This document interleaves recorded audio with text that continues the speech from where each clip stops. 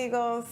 Ivonne Francisco les habla en su programa Por Amor al Arte bajo la producción de Nel Sound en una entrega más, y hoy nos acompaña la escritora, poeta y gestora cultural Tati Hernández, que nos complace con su visita. Buenas tardes, Tati, ¿cómo estás? Un placer, Ivonne, estar con ustedes. Gracias por tomarnos en consideración e invitarnos a este programa Por Amor al Arte. Un saludo muy especial a toda la teleaudiencia, que debe ser grandísima. Me siento muy contenta de que podamos conversar esta tarde. Y nosotros también estamos muy contentos de tenerte a ti con nosotros para que nos hables un poco sobre ti, sobre tus escritos, tu trabajo cultural como gestora y sobre tus inicios. Queremos empezar con tus inicios, cómo te iniciaste en la literatura, cuando estabas en República Dominicana en aquellos años. ¿Cómo era tu vida? ¿Qué tú hacías? ¿A qué te dedicabas? Queremos conocerte un poquito más. Bien, yo pienso que todo comienzo es desde la niñez. Muy bien. Yo aprendí a amar los libros y la literatura porque aprendí a leer a los 4 años. ¿Sí? Sí, y desde los 4 años he sido una fanática de la lectura. Recuerdo que yo me desaparecía en la casa y mi mamá sabía justo dónde encontrarme, debajo de la cama, leyendo. Leyendo. Sí, yo me metía abajo de la cama y solo dejaba la cabeza afuera y me pasaba horas leyendo. Wow, maravilloso. Sí, todos los niños que se nos pierden hoy en día estuvieran leyendo, pero hoy los encontramos con una tablet o con un teléfono. No, mi entretenimiento era la lectura, sí. Realmente. El amor a la poesía me nació porque yo vengo de una familia de maestras y yo tenía 2 tías que eran maestras y ellas utilizaban la técnica de que memorizáramos poesía, porque en la época que yo crecí en la escuela tú tenías que memorizar las clases. Oh, sí. Te ponían asignaciones, tú te ibas a la casa, te la aprendías de memoria. Entonces, es algo que le llamábamos botellarte la clase. Entonces, sí. Mis tías, yo recuerdo que una me enseñó a un poema de Salomé Ureña. Empecé aprendiéndome los poemas de Salomé Ureña. ¿Con 4 años? Con 4 años. A los 6 ya yo estaba declamando. A los 7 yo declamaba de Salomé Ureña un poema larguísimo que se llama La llegada del invierno. Llegas tan largo, mas no presumas ser de estos prados el dueño y señor, que algo así, es un poema donde al invierno ella le decía: tú no eres dueño de aquí, tú no cabes aquí porque aquí solo hay sol y mar. Ese poema nos cae muy bien a nosotros aquí en esta zona. Exactamente. Entonces, memorizando esos poemas, luego me aprendí de Rubén Darío, ya entonces a los 14 años, a los 14 años escribí el primer poema, porque mi papá tenía un colmado, como le decíamos allá, lo que es una bodega, sí. Y se usaba lo que era el papel de traza para envolver los artículos. Y en un papel de traza yo escribí mi primer poema y lo conservo todavía. ¡Wow! ¡Qué bien! ¿Y sobre qué trataba este poema? Del amor. Tenía 14 años, estaba enamorada del amor. Sí, claro. Luego, ya a esa edad me mandaron a estudiar a la capital. Ya fue un cambio diferente. No era la niña del pueblo, de la zona rural. Yo me fui. ¿De qué ciudad estábamos hablando? ¿De qué pueblo estamos hablando? Jarabacoa, la ciudad donde duerme Dios. ¿Duerme Dios en Jarabacoa? Sí, él está en todas partes y todas las noches se va a dormir a Jarabacoa. Sí, qué interesante. Sí, entonces, me fui a la capital a estudiar. Allá tuve una experiencia muy hermosa en la escuela donde estudié, que nos llevaban políticos, nos llevaban gente que veíamos los periódicos. Sí. Y tuve una experiencia muy linda porque tuvimos una mañana entera con don Pedro Mira. ¡Oh, wow! Y qué eso para mí fue fantástico. Sí. Luego, ya con el tiempo, me regresé a mi pueblo, ya adulta, me regresé a mi pueblo y allá me involucré en todo lo que eran las actividades culturales. Había un colectivo de trabajo cultural, yo fui miembro del colectivo, seguía escribiendo. Y en mi pueblo había un concurso literario. Pero antes de eso, discúlpame, Tati, me gustaría que me dijeras algo que tú recuerdes que pasó aquella tarde que tuviste la oportunidad de estar junto al poeta nacional Pedro Mir. ¿Recuerdas algo particular o algún poema que él declamara? que decir. Hace tantos años, sí. Hace muchos años, Sí. pero... ¿Qué, sí, ¿qué significó tanto para ti? ¿Por qué? porque era algo muy grande. Pedro Mir, el poeta de la patria, acuérdate, era el poeta de la patria. Sí. El poeta social. Él no era un poeta, él escribió sus poemas de amor, pero su voz era la voz del pueblo. Correcto. Si alguien quiere saber cuál es mi patria. ¿Tú entiendes? O sea, hay un país en el mundo. Enclavado en el mismo trayecto del sol. Entonces, no, todo lo que pasó ese día me impactó muchísimo y yo seguí leyendo. Y luego, ya te dije, me regresé al pueblo, me involucré en las actividades culturales. Se había creado en ese tiempo un concurso literario y una amiga mía era la directora de la biblioteca y ella quería que yo participara y yo no quería. Yo siempre fui tímida. Mi primer libro salió porque me empujaron los amigos. Tú eres de bajo perfil. De bajo perfil. Entonces mi amiga, inclusive se venció la fecha del concurso y ella la extendió porque yo me había ido de vacaciones. Oh, Ella lo qué extendió privilegio. hasta que yo llegué y cuando yo llegué se fue a la casa y me dijo, pásame los poemas, que usted lo tiene que someter. sí. Me gané el primer lugar. Wow. Gran experiencia Con un esa. poema a Jimenoa, al río Jimenoa. ¿Y recuerdas este poema o algún especial? Hace tanto, Prosa, ¿alguna tanto prosa? tiempo. No, Sí. un verso, algún verso. Un verso, sí. Hace tanto tiempo. No. Ok. No. Si me hubiese dicho, tal vez lo busco y lo traigo. Pero... No, está bien. Bueno, siempre te dedicaste a lo que es la escritura de poesías en ese entonces. Pero por eso también participé luego otro año en cuento y gané en cuento con un cuento muy lindo y muy interesante. Era social, también se llama Esclava de las Flores. No así Esclava de las Flores. Era un cuento en donde yo narro una anécdota, la conversación de una mujer que trabajaba en mi pueblo. Hay jardines, le llaman jardines, las plantaciones de cultivo de flores. Sí. Ella era una obrera de flores. Ella cortaba flores. Entonces fue una conversación entre ella y una flor que ella cortó. Oh, Sí, wow. y fue muy interesante. Ahí yo hago la comparación entre el trato que le daban a las flores comparado con la vida de ella dura. Mientras que a la flor hay la mucho cuidaban. contraste. Sí, eso. Sí. Sí, muy interesante. ¿Y dónde está ese poema? Ese libro. En mi casa. ¿Fue publicado? No está publicado. ¿Por No qué, he Tati? publicado cuentos. Cuando publique cuentos, la esclava de las flores va. Me interesa mucho este tema. O sea, Sí. me gustaría leerlo, así que Vamos a ver. anímate. Sí. Entonces, después que llegas a Jarabacoa, te involucras en lo que es las actividades Todo el culturales. movimiento cultural. Y bueno, ya estamos hablando a finales del siglo pasado, que empieza el auge del Internet. Yo creo, en mi pueblo de las primeras personas que usó el Internet, de la primera persona que tuvo un correo electrónico.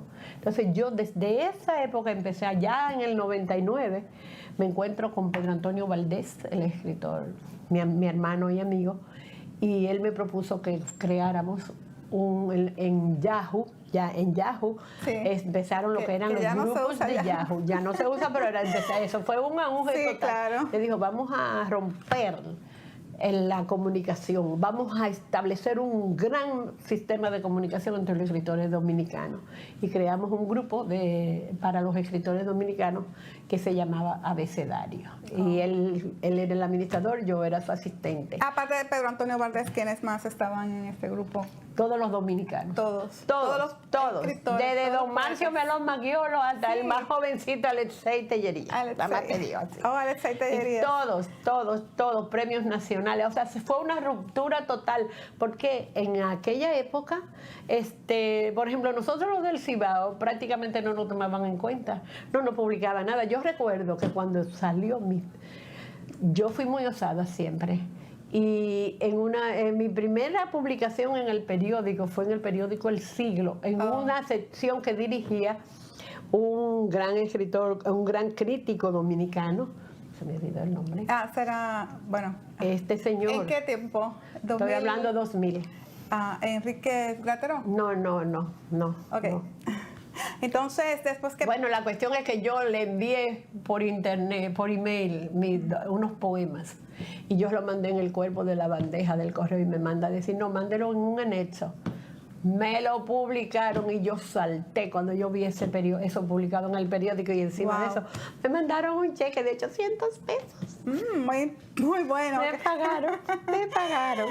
Qué bueno, tu primer intento y funcionó. Y fuiste a partir premiada. de ahí, no me puedo quejar porque siempre fui acogida por la prensa dominicana. Siempre, lo que yo mandaba, yo escribía algunos artículos, algunas denuncias en el área cultural y todo eso, y siempre fui acogida. Ok, entonces, ¿cuándo tú publicas tu primer cuento, que es Temblor de la Espera? El primer libro. Tu primer libro, perdón, sí. Eso fue que se confabularon un grupo de amigos, porque yo no quería publicar. En el 2003 salió Temblor de la Espera. 2003. Tuve la oportunidad de leer tu libro y me encantaron, especialmente un poema que es sobre la ciguapa. Y veo que se lo dedicas al historiador Antinoe Fiallo. ¿Por qué le haces esta dedicatoria a Antinoe Fiallo Villín? Antinoe y yo hemos tenido una muy buena amistad, pero más que nada ha sido virtual. Nos encontrábamos en la capital de vez en cuando, en la librería La Trinitaria, pero Antinoe fue que me motivó a escribir ese poema. Sí. Él me motivó a escribirlo y por eso se lo dediqué. Y tiene dos connotaciones. Tiene dos connotaciones el poema. Lo primero es que es un poema a dos voces. Yo no sé si tú te diste cuenta. Hay un momento que habla la ciguapa y hay un momento que alguien habla de la ciguapa. Oh. Sí, entonces la que van en cursiva es la ciguapa que va hablando. Okay. Entonces la otra es que si tú te fijas, el título no es ciguapa con C, es con X. Sí, me llamó la atención. Ese cambio se lo hizo un amigo escritor puertorriqueño, Alberto Martínez Márquez. ¿Esto por qué? Él dice por la fuerza de la X. Muy bien. Entonces, Antinoe te motiva a ti con el tema de la ciguapa, pero él es historiador. ¿Qué relación hubo? Antinoe no es solo historiador, Antinoe es un hombre social. Sociólogo, sí. Pero es social, porque si tú te fijas en el poema es mi pensamiento sobre la vida en ese momento. Okay. Es un poema muy reflexivo. Sí. Sí, entonces el poema surgió hablando con él. No fue que él me dijo, escribe de esto, escribe lo otro, nada. Yo le dije, Antinoe, estoy escribiendo. Y yo le iba leyendo y él me iba comentando, pero realmente la que escribí siempre fui yo. Sí, pero lo que me interesa saber es cuál es el punto de empuje que tú recibes desde cuando Antinoe te motiva. En un momento que cuando yo tenía el poema listo, que todavía no estaba en el libro ni nada de eso, yo se lo comparto a Antinoe, y Antinoe se lo llevó a sus estudiantes. Oh. Y puso a sus estudiantes a analizar el poema. Muy bien. Eso me motivó mucho. Qué bueno. Ok, entonces, después de Temblor de la Tierra... De la Espera. Perdón, de la Espera. Temblor de la Espera, publicas Poemas para dormir en 3/4. ¿En qué año? Casi 20 años después. Casi 20 años. 2022. 2022, vamos a ver, o 2021. Déjame ver, ahora no me acuerdo muy bien. Sí. En este libro... 2021. Hay una publicación que me llamó mucho la atención, un poema, que es sobre abril. ¿Qué te motivó a escribirlo? Déjame verlo, yo sé cuál es. Y yo sé que lo motivó a escribir también. Creo que fue una sequía. Una sequía, sí, porque habla sobre la necesidad de agua. Sí, tanto duele este abril. ¿Vamos a leerlo? Sí, perfecto. Sí, ya que te llamó la atención. Sí. Es bueno que antes de que yo lea este libro, siempre mis libros son confabulados por los amigos. Sí. En el primero, mi amigo Pedro Antonio Valdés se encargó de diagramación de todo, y Manuel Gibriotero en Santiago. Tienes buenos amigos, ¿eh? Tengo muy buenos amigos. Y amigos homenajeados y galardonados. Estaban toditos juntos en la Jarabacoa el fin de semana en un recital que yo organicé y yo no estaba. Bueno, tuviste... Pero ellos fueron, yo les dije, ustedes van. Una parte muy interesante. Sí, entonces el segundo libro, Poemas para dormir, para leer en 3/4, la confabulación fue que se logró publicar con traducción. Y una traducción y las hecha... traducciones son de nada más y nada menos de Willy Ramírez y mi queridísima Rina P. Espaillat. Sí. Sí. Entonces, Wow. este libro fue, este poema que voy a leer, el de Tanto duele este abril, De fue nuestra traducido Rina Ramírez. Ramírez Este no, es de por Willy. De Willy Ramírez, sí. Sí, el poema dice, tanto duele este abril, ya lo decían los vientos de noviembre, se sentía en la lluvia y en los fríos decembrinos, se sentía en la piel. No hubo tibiezas en aquel febrero previo al marzo que trajo las llamas, y en la cordillera rodaron los pinos, la tierra carbonizada bramaba, lloraban los ríos asediados por el humo que turbaba el cielo. Una luz carmesí cubría el sol y tintaba de gris la luna. Se nos iba la vida. Fue un incendio fruto de la sequía. Wow. Tuvieron que llevar, Chávez envió aviones bomberos, helicópteros bomberos para poder apagar el fuego allá en la montaña. Oh, wow. Fue Jarabacoa, hubo mucha devastación en Sí. ese entonces. Sí. Entonces, me decías que tus libros tienen, bueno, con El temblor de la espera, que fue... tuviste a tus amigos fueron los que te hicieron una... Me empujaron. Pero te hicieron lo que le llaman el epílogo del libro. del libro fueron tus amigos, y también tuviste a nuestro poeta laureado César Sánchez Veras. Sí, el primero es que el libro Temblor de la Espera, como duró, yo estuve tantos años entre el 2003 y 2021 para volver a publicar, hubo de ser impreso 3 veces, editado 3 veces. Entonces, en la tercera edición, que es esta que tenemos aquí, además del epílogo, que lo trae desde el principio, es un epílogo Tom Nelson que se titula 9 temblores para una espera. Son 9 escritores que hicieron un comentario por el libro. Y la ponderación de la tercera edición estuvo a cargo, sí, del buen amigo, colega, y que vive aquí en Lawrence, en Methuen, César Sánchez Veras. Sí. Un honor para ti como escritora. Bueno, los dos son destacados, pero César Sánchez es como lo máximo en la poesía, y me dices que para ti es un gran ejemplo, sí, como poeta. Además de hacer poesía, también te dedicas a lo que es la promoción de la cultural. Y en Jarabacoa eres protagonista de un evento que realizan cada año sobre la poesía en la montaña. ¿Me puedes explicar un poco de este festival de la poesía en la montaña? Ese es un hijo mío. ¿Un hijo tuyo? El Festival de Poesía en la Montaña, sí, que justamente este año va para su 21ª edición.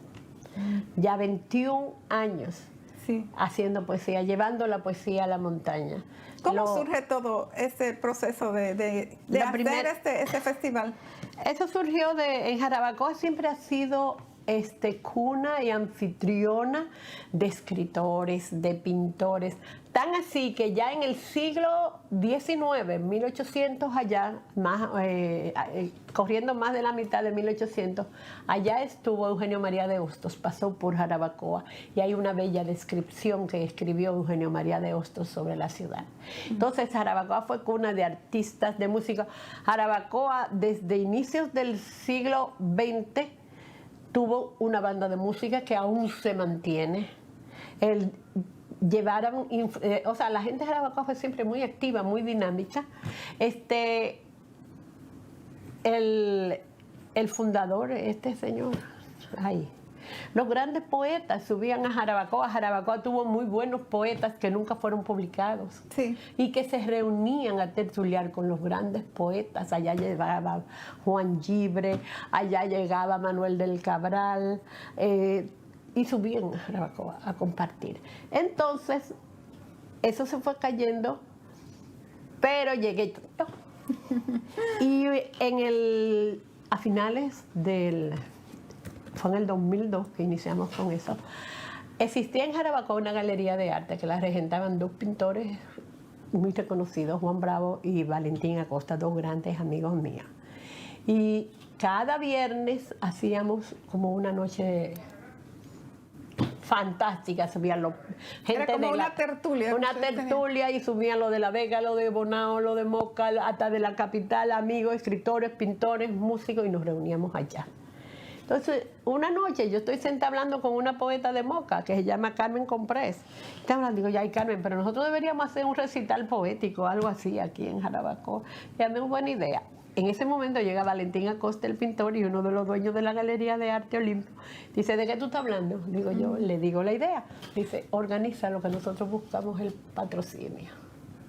Wow. Y el festival nació bendecido y patrocinio, nunca le ha faltado dinero, poco o mucho, pero siempre se ha podido hacer el festival. En el 2002 iniciamos con lo que fue un recital de poesía, pero fue el primer festival. Wow.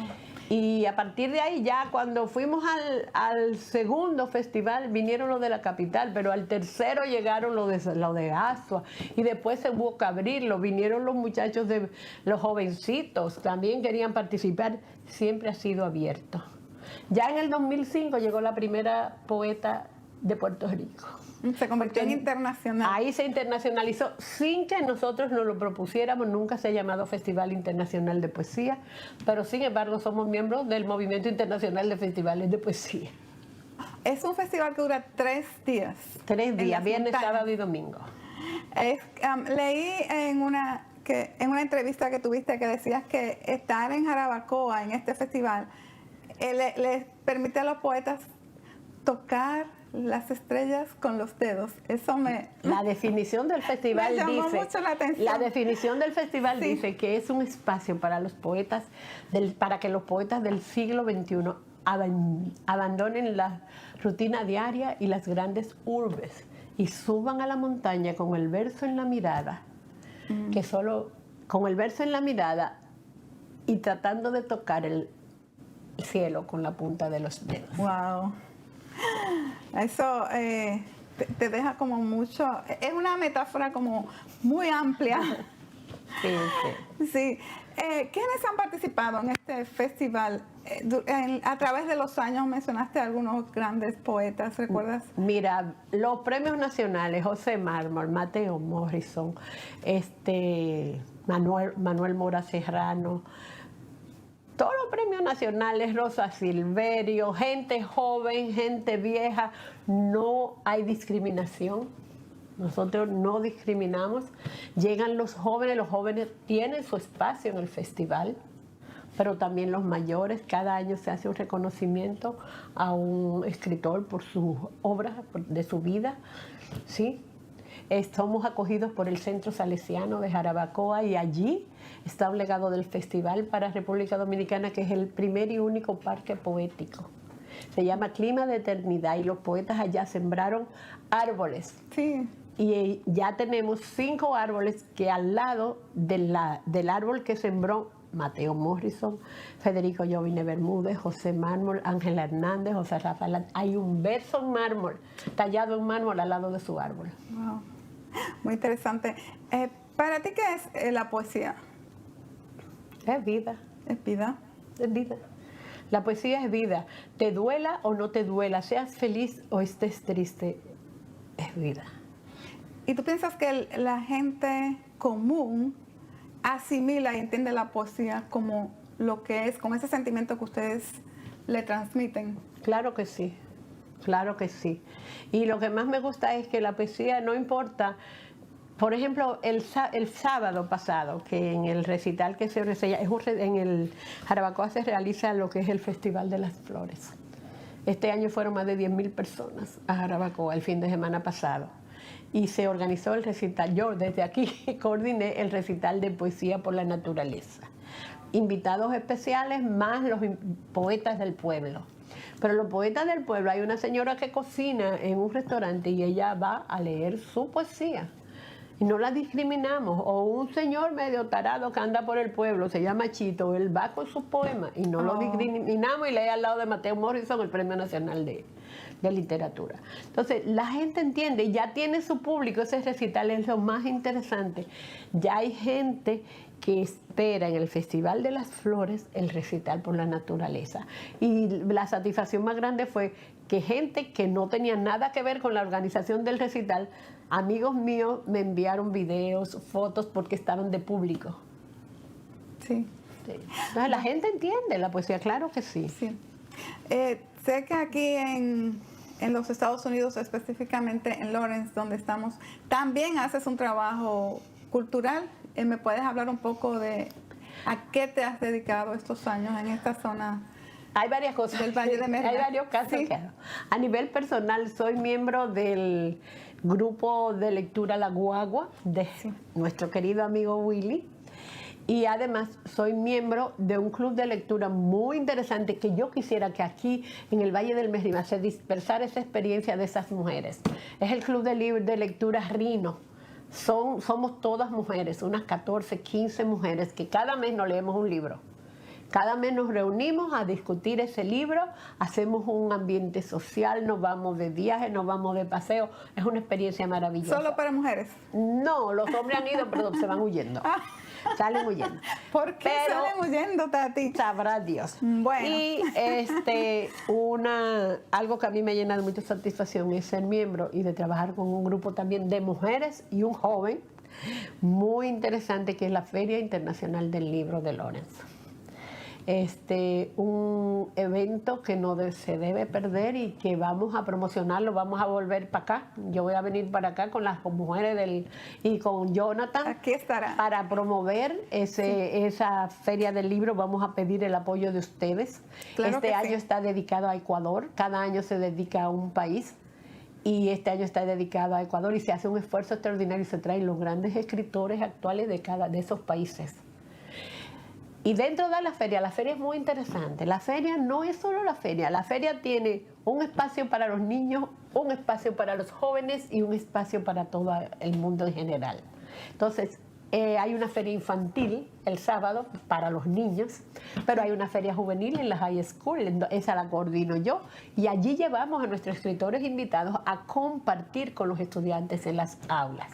Pero aparte de eso, en el área juvenil se hace un concurso de poesía, ese lo coordino yo, y los estudiantes de la high school escriben poemas, nosotros los evaluamos y se premian los que tengan más calidad. Muy buena iniciativa esa, para ayudar a los jóvenes, para motivarlos. ¿También estás involucrada en lo que es la Semana Hispana? No. Lo que sí la ayudo a promover y eso, todo lo que tenga que ver para la comunidad yo lo promuevo. Muy bien. Señores, hemos estado compartiendo con Tati Hernández sobre su poesía, sobre su trayectoria en lo que es la literatura. Ella es escritora, también es abogada y gestora cultural. Y hemos aprendido mucho de lo que ha sido la motivación para Tati para poner el nombre de Jarabacoa en alto con la poesía, con su festival de poesía, ¿sí? Sí, Festival de Poesía en la Montaña. Festival de Poesía en la Montaña, que se celebra cada año y en el que participan todos los poetas de República Dominicana y ya se está volviendo internacional.